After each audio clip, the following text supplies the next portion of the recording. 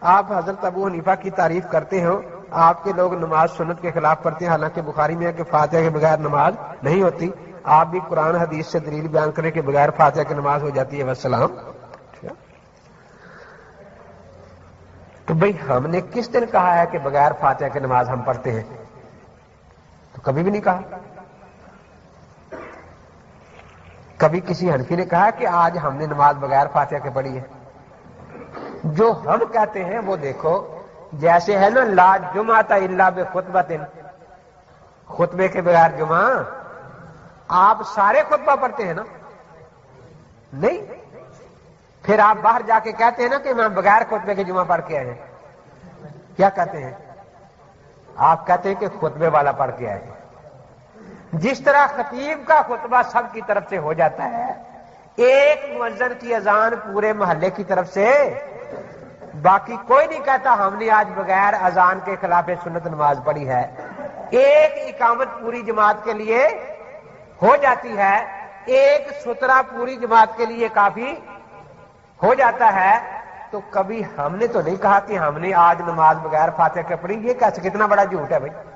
ہم کہتے ہیں کہ جیسے خطیب کا خطبہ ہو جاتا ہے، امام کی قرات سب کی طرف سے ہو جاتی ہے، اور وہ ہم نہیں کہتے، اللہ کے پیغمبر فرما رہے ہیں من کان لہ امام فقرات الامام لہ قرات، جو امام کے ساتھ نماز پڑھتا ہے تو امام کا پڑھا ہوا قرآن فاتحہ اور سورت اس کی طرف سے بھی ہو جاتا ہے۔ ہاں، ان کے ذمہ یہ حدیث ہے، دکھا دیں کہ امام کی قرات 113 صورتوں میں تو ہو جاتی ہے اور 114ویں میں نہیں ہوتی۔ بات سمجھ رہے ہیں نا؟ کیونکہ 113 صورتیں یہ بھی نہیں پڑھتے نا۔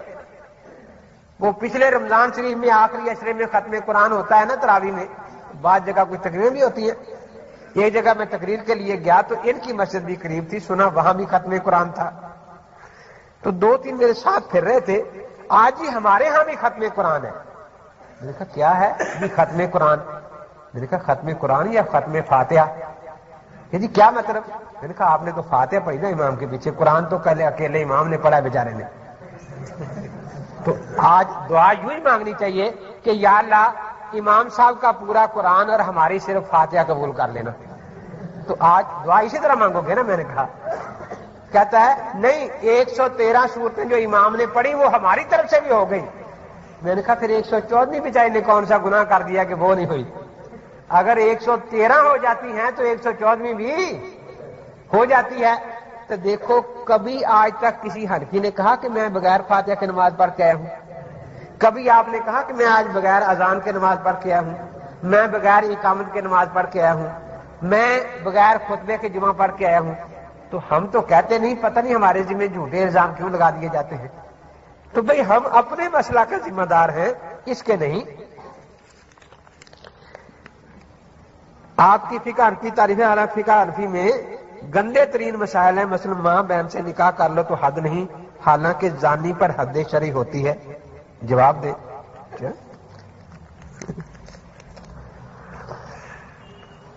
دیکھیے مسئلہ پورا سامنے آ جائے تو بات ویسی ختم ہو جاتی ہے۔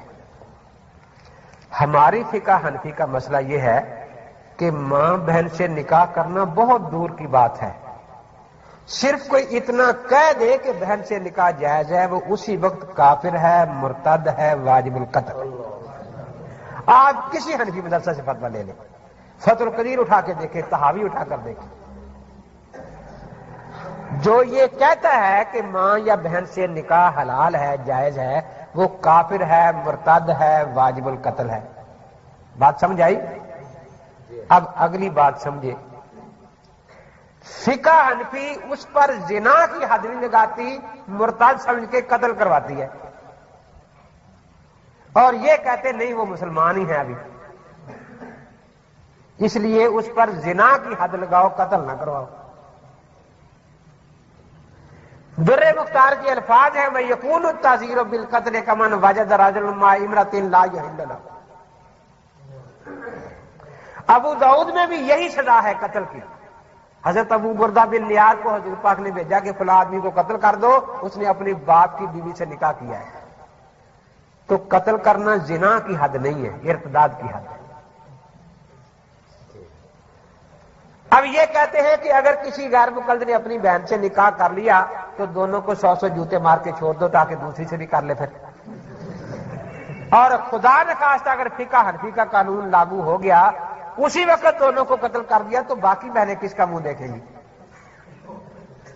तो गैर मुकल्लिदों की पैदावारी बंद हो जाएगी, कहां से होंगे पैदा? इसलिए वो बेचारे तंग हैं।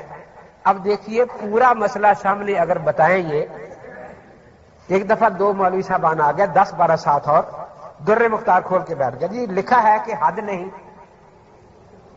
मैंने कहा आगे कुछ लिखा है कि लिखा है ताजीर है। मैंने कहा कितनी ताजीर लिखी है?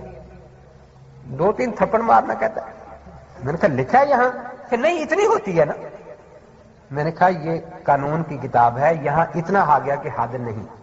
इससे अगला बाब ताजीर का है, मैंने खोल कर दिखाया, लिखा है कि कत्ल किया जाएगा।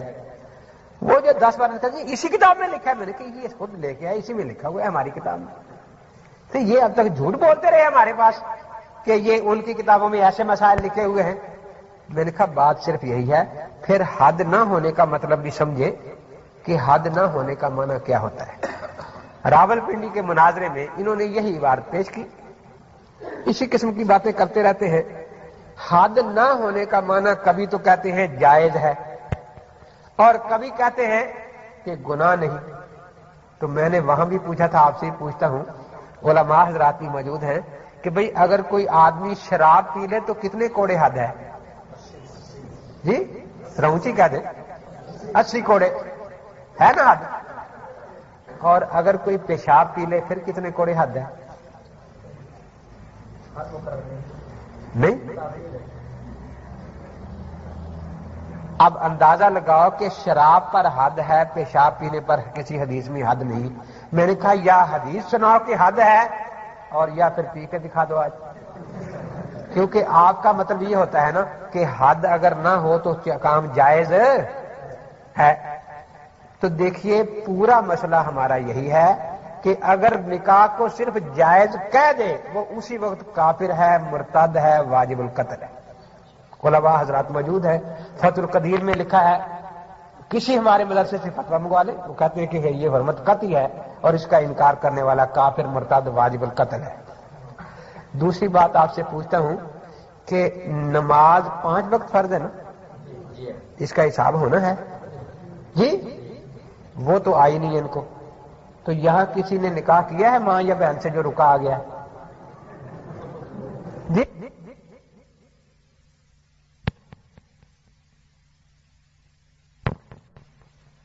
क्या मां या बहन से निकाह को जायज कहा है? नहीं कहा ना। किसी ने उसका निकाह किया है तो अल्लाह के बंदो तुमसे पूछा ये जाना है जो तुम कर रहे हो।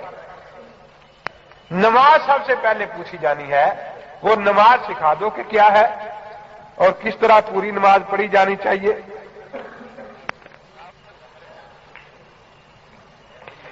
इमाम शाफी की रफाई जान पढ़ना खल्फुल इमाम और खल्फुल इमाम फातिहा पढ़ना फर्ज है कि इसे तरक करने वाले इमाम शाफी का मुनकर नहीं होगा।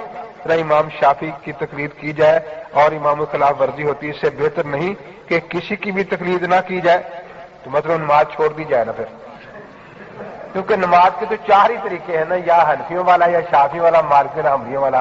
इनका तो आपको पता लग गया ना कि है ही नहीं। ये तो आपको पता लग गया ना है ही।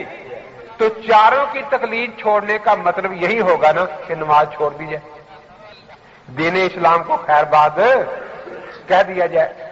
बाकी देखिए बात वाज़ेह है, अल्लाह ताला ने जितने नबी भेजे सारे बार हक हैं या नहीं जी?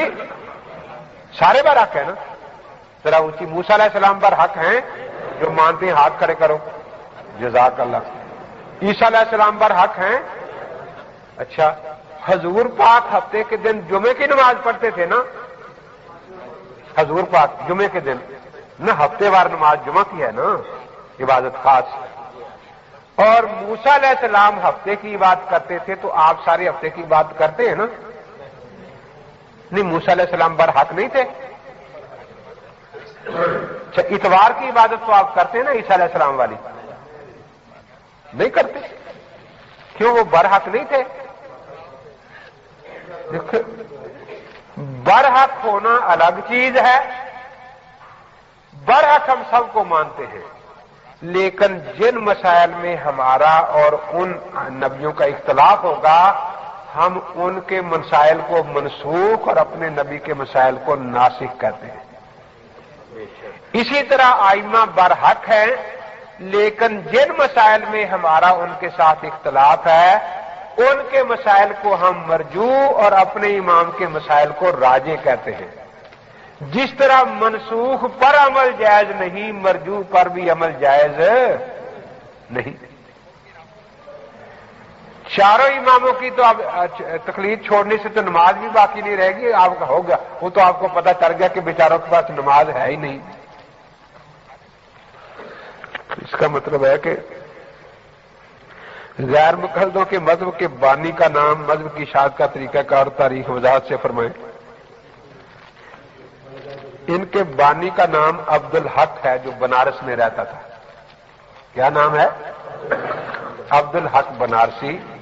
میاں نذیر حسین کے استاد مولوی عبد الخالق نے کتاب تنبیہ الظالمین میں لکھا ہے، سو بانی ببانی اس نئے بدعتی مذہب کا عبد الحق بنارسی ہے،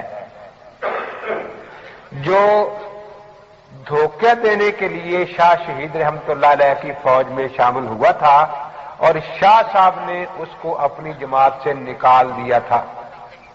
کیوں؟ اس نے دو باتیں اس کی شاہ صاحب کو پہنچی، ایک یہ کہ صحابہ سے ہمارا علم زیادہ ہے، کیونکہ حدیث کی کتابیں دیکھتے ہیں کہ صحابی سے 3 حدیثیں مروی ہیں، کسی سے 7، کسی سے 10 اور ہمیں ہزاروں یاد ہیں۔ دوسری بات اس نے یہ کہی تھی کہ عائشہ علی سے لڑی، اگر بے توبہ مری تو مرتد مری معاذ اللہ۔ یہ ایک دوسرے کا علم ناپنے کی ان کو عادت ہوتی ہے۔ عام طور پر کہتے ہیں کہ امام ابو حنیفہ کو 3 حدیثیں یاد تھی، کوئی کہتا ہے 11 یاد تھی، اور کوئی بڑا ہی احسان کرے نا امام صاحب پر تو کہتا ہے 17 یاد تھی، جو بڑا احسان کرتا ہے۔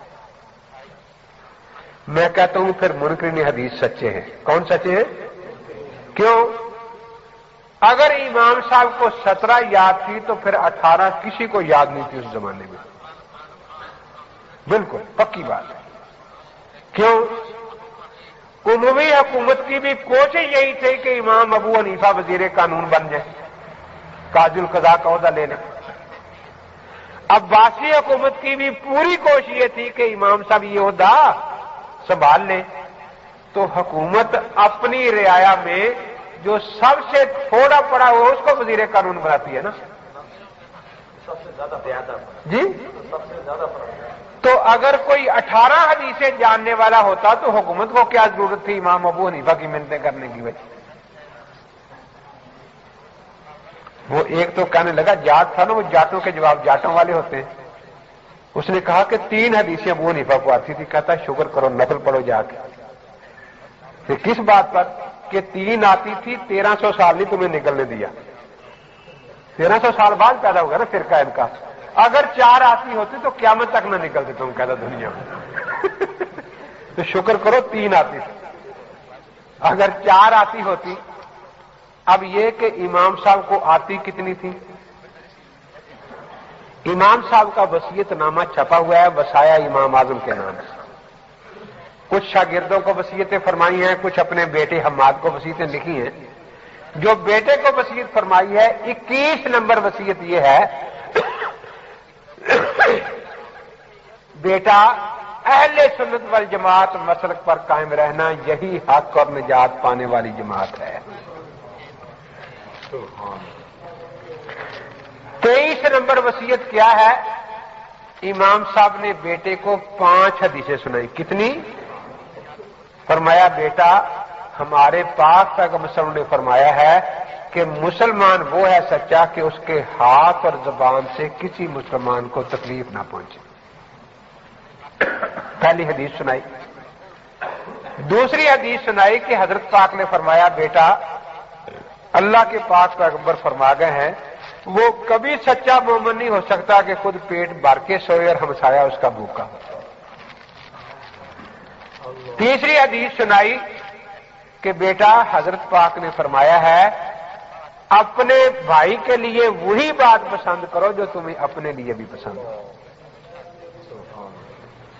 پھر چوتھی حدیث سنائی کہ بیٹا حضرت پاک نے فرمایا ہے اسلام کی اچھائی اور خوبی یہ ہے کہ لا یعنی کاموں اور باتوں کو انسان کرے۔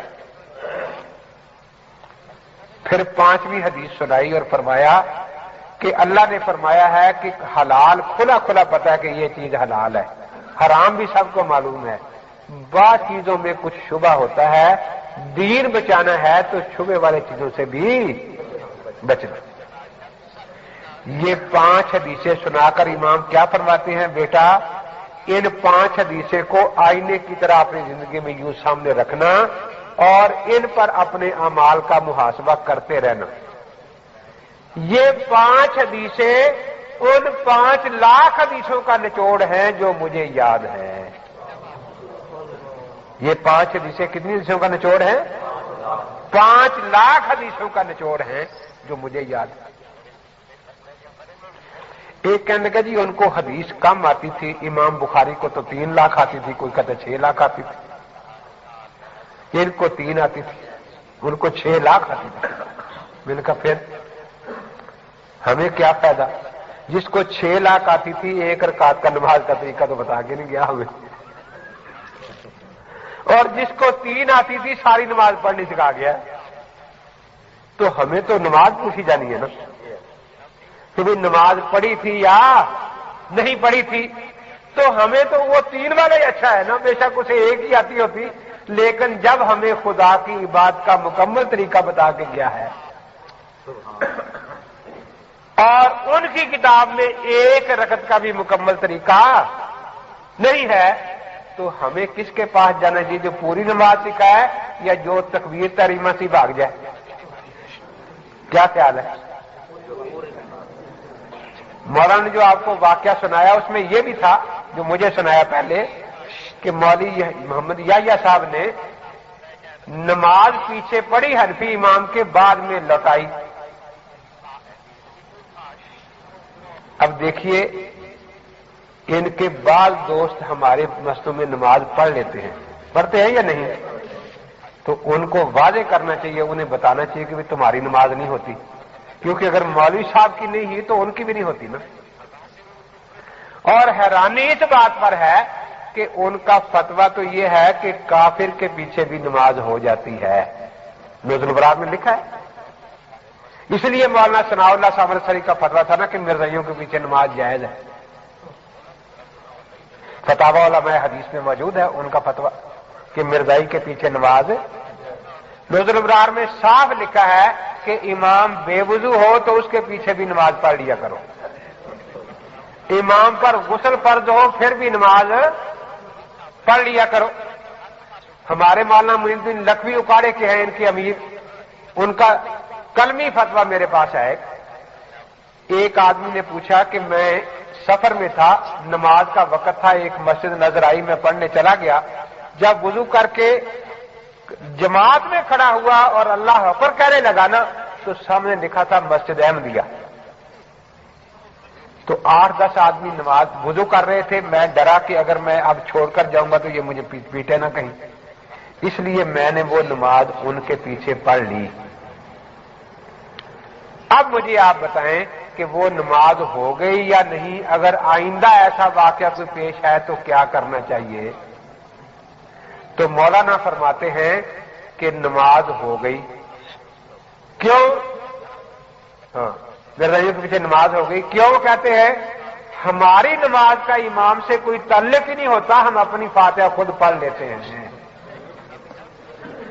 اس لیے ہماری نماز کا امام کی نماز کے ساتھ کوئی تعلق۔ نزل البراء میں لکھا ہے کہ ایک امام نے جماعت کرائی اور جماعت کے بعد کھڑے ہو کر کہا بھی دیکھو میں کافر ہوں، تو کہتے نماز ہوگی۔ لیکن یہ نہیں سمجھ آیا کہ مولوی محمد یحییٰ صاحب اس بیچارے حنفی کو کافروں سے بھی بدتر سمجھتے ہیں۔ اگر واقعتاً سمجھتے ہیں تو پھر اپنے دوسرے ساتھیوں کو بھی مسئلہ بتائیں کہ بھی حنفیوں کی مسجد میں نماز نہ پڑھا کریں، جو ان کا اپنا مسئلہ ہے نا، پتہ چلے تاکہ انہیں ان کی نہیں ہوتی ان کی کیسے ہوتی ہے۔ اور اگر ان کی ہو جاتی ہے تو انہیں بھی کم از کم چلو گھر آ کے دوہرا دیتے، لوگوں کے سامنے تو ایسا نہ کرتے نا۔ جس مذہب کا مسئلہ ہو کہ کافر کے پیچھے بھی نماز جائز ہے، اس کو نماز دہرانے کی کیا ضرورت ہے؟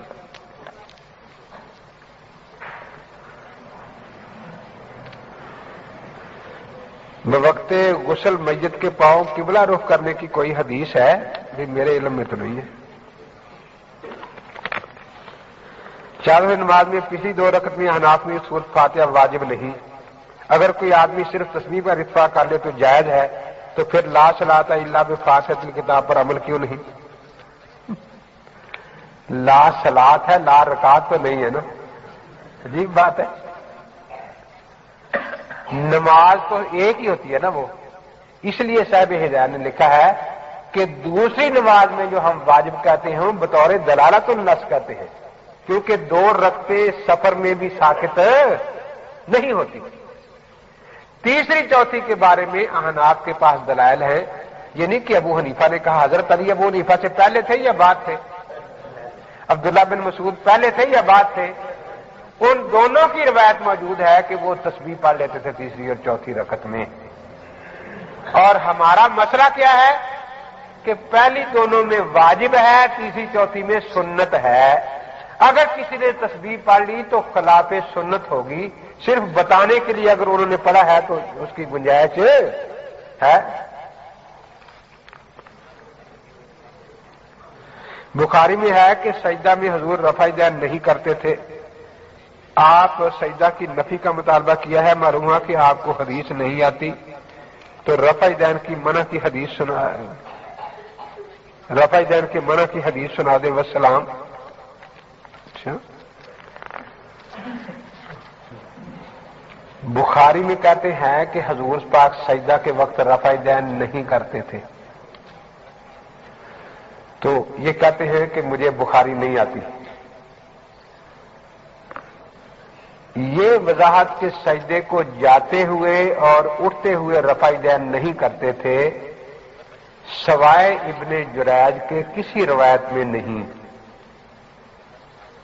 مدینے مکے کا اعتبار زیادہ ہے یا کسی اور شہر کا؟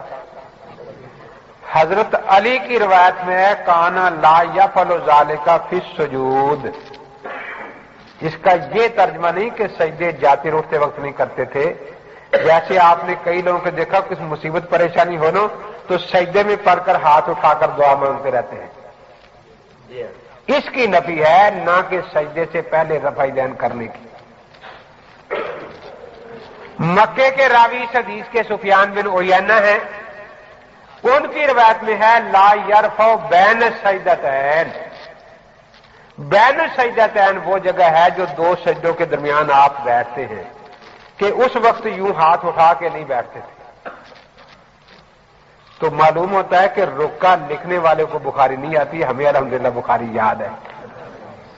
اب یہ مکے مدینے والے جو ہیں ان کو چھوڑ رہے ہیں اور ادھر بھاگنا چاہتے ہیں۔ اس بارہ میں وہ پچھلی دفعہ میں حاضر ہوا تھا تو ایک میں دے گیا تھا یہاں مضمون، 10 حدیثیں سجدے کے رفع دین کرنے کی لکھی ہوئی ہیں جن کو خود ان کے علماء نے صحیح قرار دیا ہے، اور وہ ان کے نزدیک ہیں بھی آخری عمر کی حضرت وائل بن حجر اور مالک بن حویرث رضی اللہ تعالیٰ عنہ سے۔ تو وہ آپ وہاں سے فوٹوسٹیٹ لے لیں اور ان سے پوچھیں کہ 10 حدیثیں صریح ہیں اور یہ صریح بھی نہیں،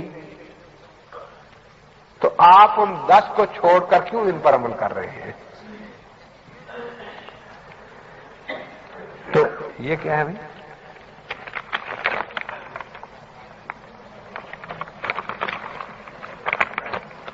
صحت اخبار ہے، جس میں آپ کا مناسب فرار جو سندھ لالو کوٹ میں ہونا قرار پایا تھا، آپ کا فرار لکھا ہے، اگر یہ غلط ہے تو اخبار پر کیس ہرجانہ کر سکتے ہیں تاکہ غلط چیز نہ شائع کریں۔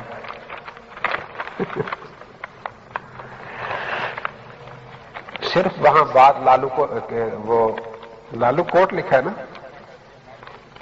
لالو کوٹ یہ نواب شاہ کے قریب ہے۔ تو میں وہاں گیا تھا، تقریر میں نے کی، تقریر کے بعد 2 آدمی آئے، انہوں نے کہا کہ آپ تاریخ دیں، ہم شمشاد سلفی کو مناظرے کے لیے بلانا چاہتے ہیں۔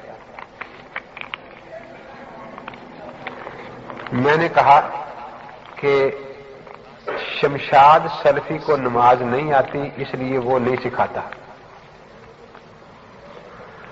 اور ہمارے پاس اتنا وقت نہیں ہوتا کہ وقت ضائع کریں آئیں اور جائیں۔ آپ اسٹامپ پر لکھ دیں کہ اگر شمشاد سلفی پوری نماز نہ سکھا سکا تو ہم حنفی ہو جائیں گے، اور میں بھی لکھ دیتا ہوں کہ اگر اس نے پوری نماز سکھا دی تو میں غیر مقلد ہو جاؤں گا۔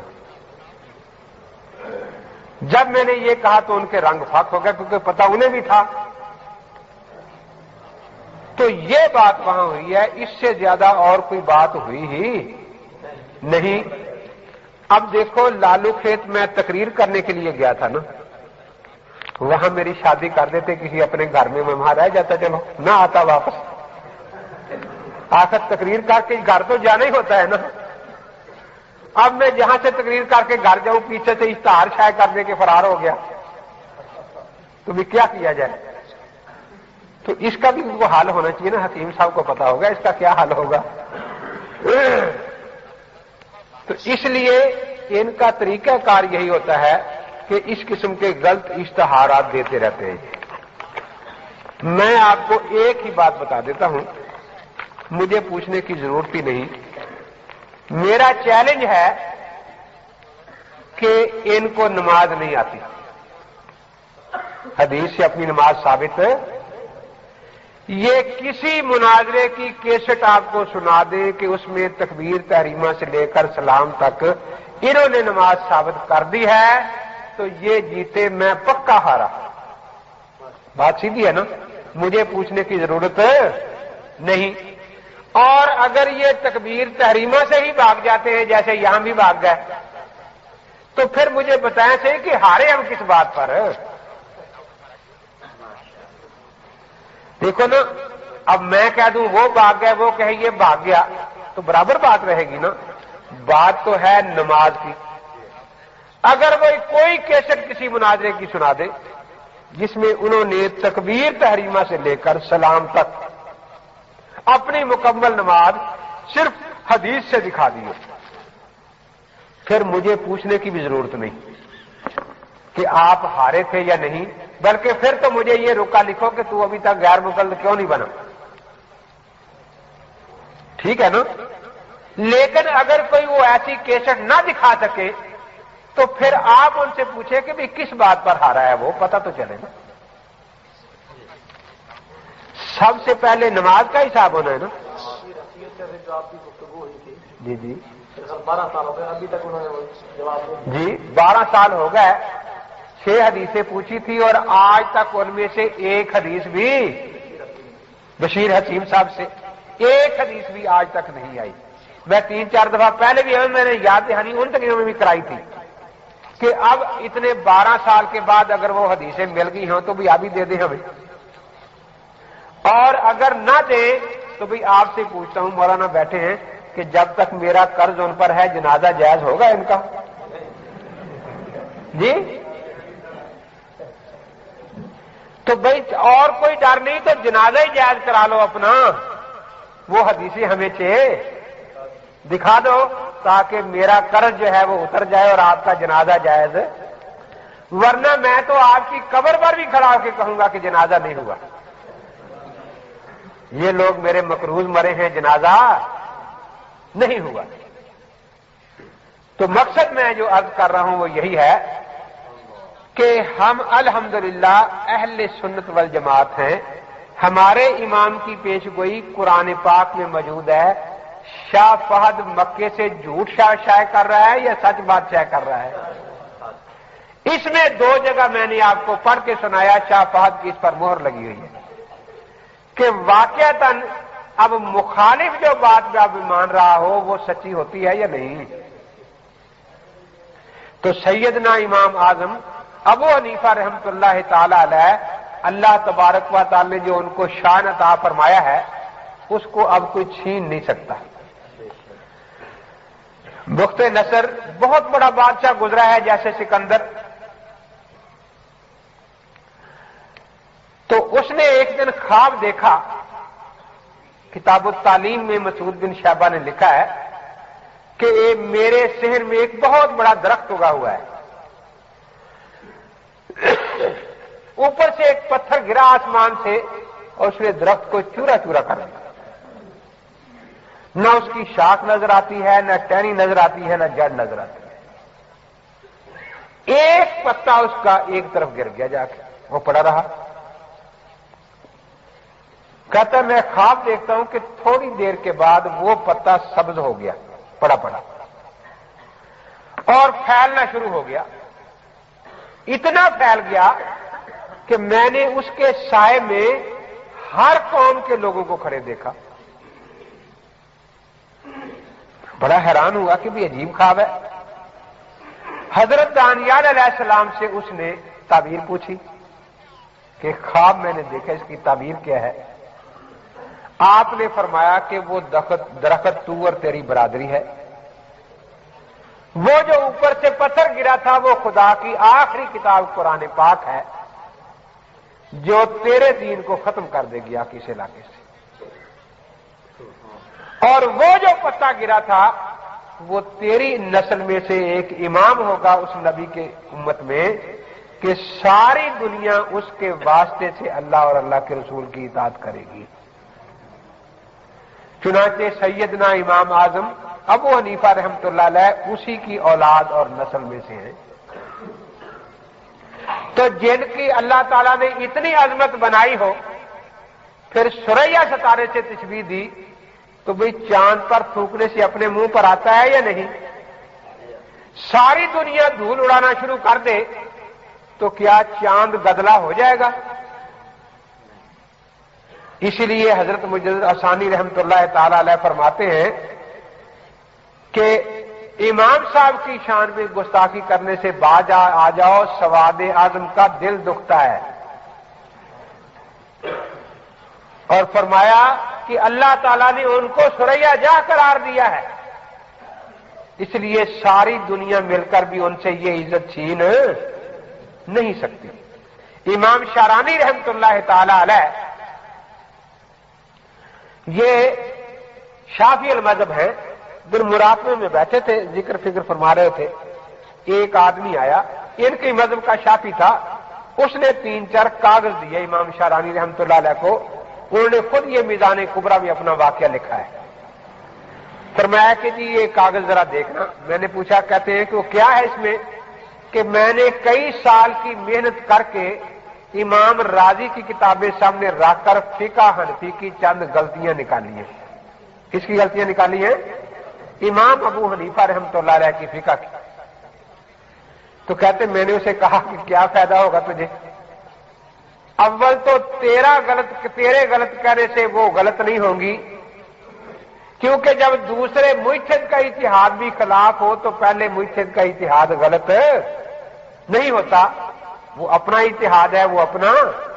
اور تیرا کہنا تو ایسا ہے جیسے جج کے فیصلے کو تیلی جھوٹا کہے، تو اس کی کیا قدر ہوتی ہے؟ کچھ بھی نہیں.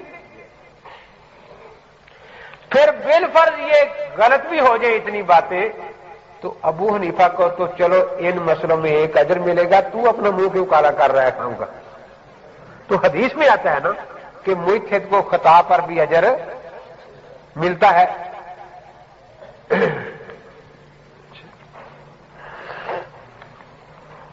وہ اس پر لطیفہ یاد آیا کہ ایک بادشاہ بڑا سخی تھا، لیکن اس کا وزیر بڑا کنجوس تھا.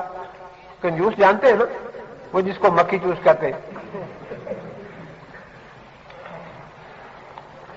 تو ایک آدمی گیا نا دکان پر، ہوٹل سے 1 پیسے کی دال لی. کتنے کی؟ تو اس میں مکھی مری ہوئی تھی. اس نے کہا اس میں مکھی مری ہوئی ہے. اس نے کہا اور پیسے کی دال میں ہاتھی مرتا؟ 1 پیسے کی تو دال ہے. تو کہتے مکھی مرے گی اور ہاتھی مرتا ہے اس میں.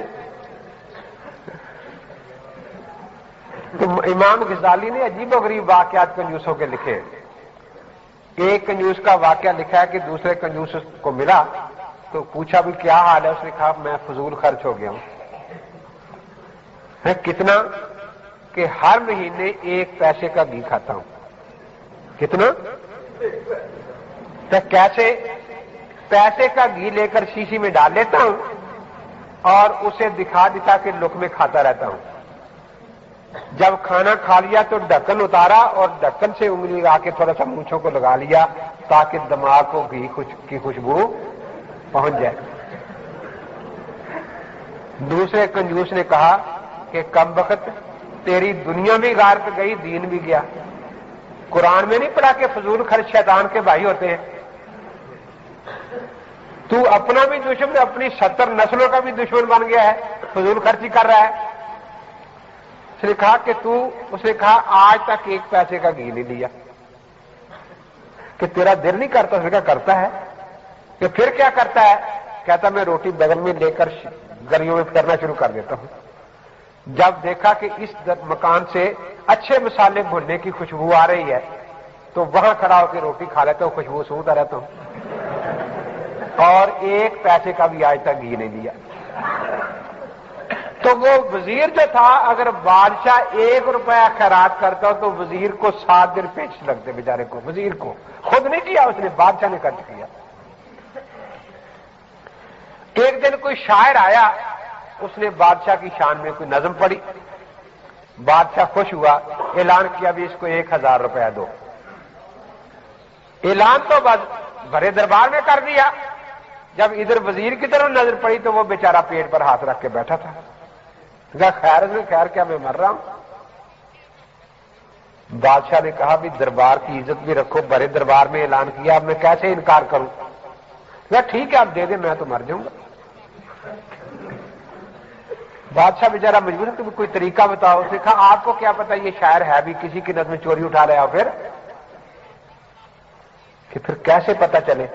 उसे कहो कि मेरे वजीर के सवाल का जवाब दो, फिर पता चलेगा कि तू अक्लमंद है, फिर 1000 रुपया मिलेगा। बादशाह ने बेचारे ने कह दिया।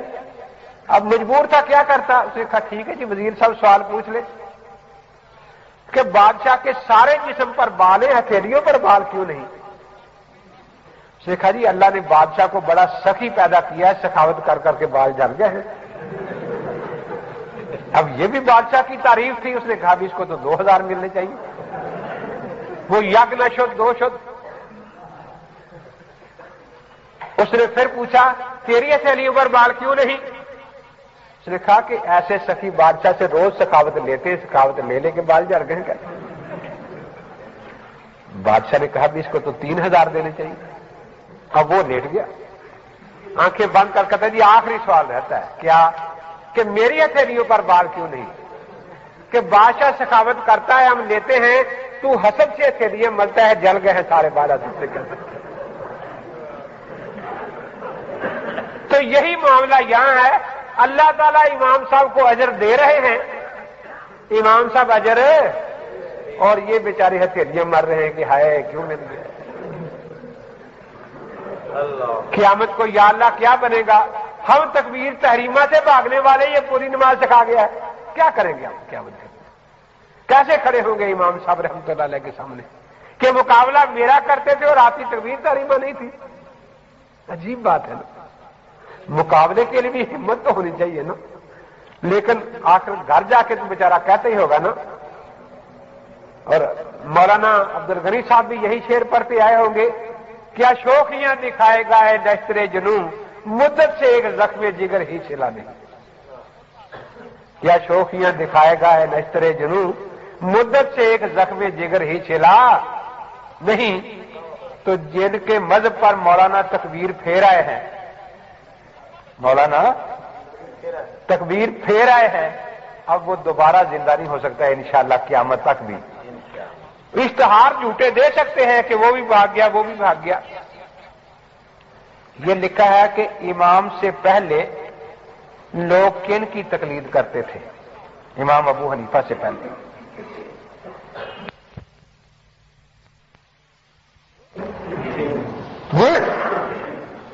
तो कौन सी किताब पढ़ते थे? बुखारी या मुस्लिम या तिरमिज़ी? वो तो थी नहीं।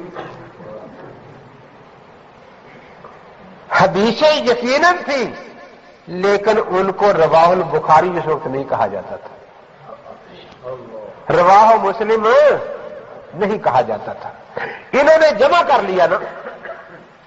قاری عاصم کی قرات تھی اس زمانے میں یا نہیں تھی؟ اور قاری عاصم تھے، لیکن قاری عاصم والی قرات تو موجود تھی نا، اگرچہ اس وقت اس کا نام قاری عاصم کی قرات نہیں تھا. تو جیسے بخاری کی حدیث کہنا کوئی جرم نہیں، اور اس کا یہ مطلب نہیں کہ بخاری سے پہلے حدیث تھی ہی نہیں اور کوئی حدیث کو مانتا ہی نہیں تھا. حضرت پاک کے بعد دیکھو، حضرت کے زمانے میں یمن میں حضرت معاذ کی تقلید ہوتی رہی یا نہیں ہوتی رہی؟ بھئی یمن والوں کی مادری زبان سے رہ گئی تھی حضرت، عربی تھی نا، تو وہ قرآن حدیث ہم سے اچھا مت ترجمہ جان لیتے تھے یا نہیں؟ لیکن پھر بھی سارے حضرت معاذ کی تقلید کرتے تھے، خود اجتہاد نہیں کرتے تھے. حضرت کے وصال کے بعد مکہ میں عبداللہ بن عباس کی تقلید ہوتی رہی. ہزاروں فتوے ان کے مصنف ابن ابی شیبہ اور عبدالرزاق میں موجود ہیں، جن میں عبداللہ بن عباس نے صرف مسئلہ بتایا ہے، کوئی آیت یا حدیث بطور دلیل بیان، اور مسئلہ پوچھنے والوں نے بلا مطالبہ دلیل عمل کیا ہے. اسی کا نام تقلید ہے یا نہیں؟ مدینہ منورہ میں زید بن ثابت کی تقلید تھی. بخاری شریف میں ہے کہ مدینہ کے لوگ حج کرنے گئے اور ابن عباس سے ایک مسئلہ پوچھا، انہوں نے حضرت زید کے خلاف بتایا تو نے کہا لا نادو قول زید، ہم اپنے امام کا قول نہیں چھوڑیں گے زید کا. ابن عباس کو فرمایا. کسی کو تقلید شخصی کہتے ہیں یا کسی اور کو کہتے ہیں؟ کوفہ میں عبداللہ بن مسعود کی تقلید شخصی تھی، ان کی اقوال سینکڑوں موجود ہیں. اور بصرہ میں حضرت انس رضی اللہ تعالیٰ عنہ کی. پھر تابعین ہیں، مکہ میں حضرت عطا کی مصنف عبدالرزاق بری ہوئی ہے حضرت عطا کے فتووں سے اور بغیر کسی دلیل کے فتوے دیے ہیں. کوفہ میں ابراہیم نقی کی کتاب الاثار ابی یوسف اور امام محمد بری ہوئی ہے اس سے. بصرہ میں امام حسن بصری کی، اور مدینہ میں مجاہد اور شہید ابن مسیب کی. تو وہ پہلے ان کی تقلیدیں ہوتی تھی.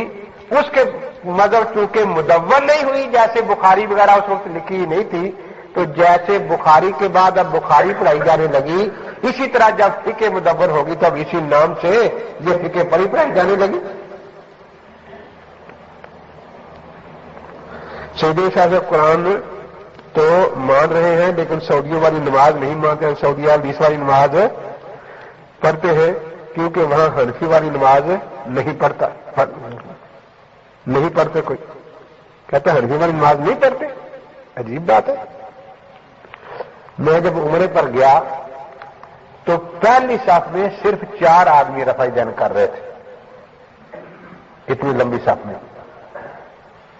ان 4 میں بھی ہو سکتا ہے کہ ایک شیعہ ہو، ایک شافعی ہو، ایک حنبلی ہو، اور شاید ایک غیر مقرری ہو. باقی ساری صف والے نہیں کر رہے تھے. تو دیکھو مکہ اور مدینہ تو مرکز ہے نا سب کا. حاجی صاحبان یہاں بیٹھے ہوئے پوچھ لیں کہ وہاں تو ہاتھ چھوڑنے والے بھی جاتے ہیں یا نہیں جاتے؟ ہاتھ باندھنے والے بھی جاتے ہیں. تو مرکز میں تو ہر کوئی چلا جاتا ہے. دوسری بات یہ کہ مکہ شریف بنے کوئی 10-15 سال ہوئے ہیں یا پہلے سے آ رہا ہے؟ جی امام صاحب کے دور سے لے کر 1345 تک پورے تقریباً 1200 سال وہاں حنفی خدمت کرتے رہے. عباسی دور 500 سال ہے. کتنے 100 سال؟ 500 سال میں وہاں کے ائمہ، خطیب، مدرس سب کے سب حنفی تھے. اس زمانے میں مکہ شریف تھا یا نہیں؟ ہم دکھاتے ہیں تاریخ میں نمبر وار حنفیوں نے حج کرایا، وہاں حنفی وہاں رہے. 500 سال میں ایک غیر مقلد مکہ اور مدینہ میں صرف ایک. کان لا یجتہد ولا یقلد، کہ نہ اجتہاد کرنا جانتا تھا نہ تقلید کرتا تھا. امام نہیں، خطیب نہیں، مدرس نہیں، مسجد کا خادم نہیں، کسی گلی کا خاک روب ہور ہو بغیر مکلف 500 سال میں ہمیں ایک نام دیں، 1000 روپیہ فی انعام ہم انعام دیں گے ان کو۔ اس کے بعد 200 سال خوارزمی رہے، 200 سال سلجوقی رہے، 400 سال یہ بھی کٹر حنفی تھے۔ ہاں ایک تھوڑا سا فرق سمجھیں، بڑوں کے حوصلے بڑے ہوتے ہیں، چھوٹوں کے چھوٹے ہوتے ہیں۔ بڑوں کے حوصلے، حنفی چونکہ بڑی جماعت تھی نا، ان نے چھوٹوں کے مسئلے بھی بچھا دیے، چارے ہو گئے، چھوٹے آ گئے بڑوں کے اٹھا دیے۔ تو حوصلے کی بات ہے نا۔ اس کے بعد تقریباً 500 سال خلافت عثمانیہ رہی، ترکی خلافت، سب کے سب حنفی تھے۔ ایک مجھے کہنے لگا جی اللہ کا شکر ہے وہاں 800 سال 4 مسئلے رہے، اب ایک ہو گیا ہے۔ میں نے کہا جب 4 تھے تمہارا اس وقت میں نہیں تھا، اب ایک ہے تمہارا آج بھی نہیں ہے، تمہیں اس سے کیا؟ وہ 4 تھے تو حنفی، شافعی، مالکی، حنبلی تھے۔ تو کبھی وہاں کے کسی امام نے یہ کہا ہو کہ حنفی نماز غلط پڑھتے ہیں، ہم مکے میں نہیں پڑھنے دیں گے، ہمیں لا دیں؟ آج تک کبھی کہا ہے کسی نے؟ تو یہ جو یہاں شور مچاتے ہیں، ہم تو انہیں کہتے ہیں کہ وہاں سے لکھوا لاؤ کہ حنفی جو نماز پڑھتے ہیں غلط ہے، لکھوا لیں ذرا۔ تو پھر ان کے ساتھ ان کا کیا تعلق بنا؟ وہ دیکھو میں نے اس دن بھی بتایا تھا، ایک ہوتا ہے خاصہ، ایک ہوتا ہے عرض عام۔ رفع دین ان کا خاصہ نہیں، عرض عام ہے۔ تو شرافے میں بھی ہے نا۔ تو فیصلہ خاصے سے ہوتا ہے، خاصہ ان کا 8 تراویح ہے، وہاں وہ 8 کو نہیں مانتا۔ خاصہ ان کا ہے یہ اونچی آواز سے جنازہ پڑھتے ہیں، سمجھائی نا؟ مولانا حاجی مطیع الرحمان صاحب دامت برکاتہم خانپور والوں مجھے لطیفہ سنا رہے تھے کہ ہم ایک جنازے پر گئے تو وہ امام نے اونچی اونچی الحمد شریف پڑھنی شروع کر دی۔ اب بیچارے جو لوگ پیچھے تھے وہ پریشان ہوئے، تو بعد لوگوں نے پیچھے سے آوازیں دینی شروع کر دی، مولوی جی نماز نہیں جنازہ ہے، مولوی جی نماز نہیں یہ جنازہ ہے۔ انہیں سمجھے کہ نماز ہی پڑھاؤ لگ گئے، الحمد شریف پڑھنی شروع کر دی۔ تو آپ کے پاس حاجی صاحبان بیٹھے ہیں، پوچھے کہ وہاں کی اونچی جنازہ پڑھاتا ہے؟ وہ 3 طلاق کے بعد بیوی کو حرام کہتے ہیں اور یہ یہاں حلال کہتے ہیں یا نہیں کہتے؟ ان کا فتویٰ آ چکا ہے، من طلق امرأتہ ثلاثا بفم واحد، ایک ہی طرح 3 طلاق کے دی وہ عورت حرام ہے، رابطہ عالم اسلامی کا۔ ان میں اور ان میں تو حرام حلال کا فرق ہے۔ انہوں نے آج تک تقلید کو شرک نہیں کہا، اور یہ شرک کہتے ہیں یا نہیں کہتے؟ انہوں نے آج تک حنفی نماز کو غلط نہیں کہا۔ 1-2 باتیں تو، اس سے زیادہ باتیں تو ان کی مرزائیوں سے ملتی ہے، توحید ان کی ملتی، مرزائیوں سے نہیں ملتی، ملتی ہے نا؟ تو کیا پھر ان 1-2 باتوں سے مرزائی بھی کہا جائے گا ان لوگوں کو؟ خاصوں پر فیصلہ ہوا کرتا ہے، عرض عام پر فیصلہ۔ یہ 1-2 باتوں سے دھوکہ تو ایسے نا، کوئی آدمی بیچارہ گیا وہ لینے کے لیے کسی گاڑی پر سوار ہونا، ٹکٹ لی، پہلی دفعہ گیا تو ٹکٹ لے کے پوچھا اسٹیشن ماسٹر سے کہ اس کی نشانی کیا ہوتی؟ میں نے گاڑی دیکھی نہیں۔ کہتے ہیں کالا انجن ہوتا ہے اور دھواں نکلتا ہے اس سے۔ وہ بیچارہ باہر نکلا تو کوئی نائب چھوٹا اسٹیشن ماسٹر کالا سوٹ پہنے سگریٹ پیتے جا رہا تھا،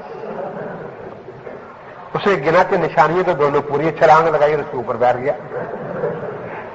وہ بیچارہ دیکھے یوں یوں تو اسے ٹکٹ دکھایا کہ ٹکٹ لے کے چلا ہوں، ویسے نہیں چلا۔